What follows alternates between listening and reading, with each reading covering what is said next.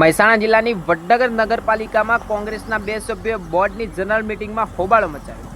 વડનગર નગરપાલિકામાં ભાજપના નગરસેવક કોંગ્રેસના સભ્ય એમઆઈ ઠાકોરે લાફા ઝીંક્યા।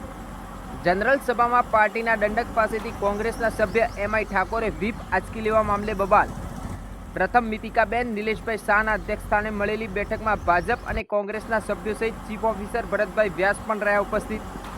પ્રમુખ મિતિકાબેન શાહે મીટિંગ શરૂ કરી એજન્ડા પ્રમાણે કાર્યવાહી કરવાની શરૂઆત કરતા દંડક દરજીએ વ્હીપ વાંચતા જ બન્યો બનાવ। કોંગ્રેસના નગરસેવક સામે વ્હીપ ફાડી નાખી માર મારવા મામલે ફરિયાદ થયાની ચર્ચા। 30 મેના રોજ યોજાયેલી સભામાં ઘટી હતી ઘટના। શાસક પક્ષના દંડક દરજી જતીનભાઈ પાસેથી વ્હીપ આંચકી લીધું। વચ્ચે પડેલા અન્ય ભાજપના સભ્ય સમીર પટેલ સાથે ઝપાઝપી કરી 2 લાફા મારી દીધા।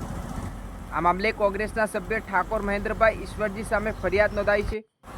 વ્હીપ ફાડી નાખી રાજ્ય સેવકની ફરજમાં અડચણ કરવા મામલે સત્તાધારી પક્ષના નેતાએ ફરિયાદ કર્યાની ચર્ચા ટોક ઓફ ધ ટાઉન બની। વધુ સમાચાર અને અપડેટ્સ માટે જોતા રહો online TV news. Reporter Sohil Memon સાથે ફારૂક મેમણ, ખેરાલુ।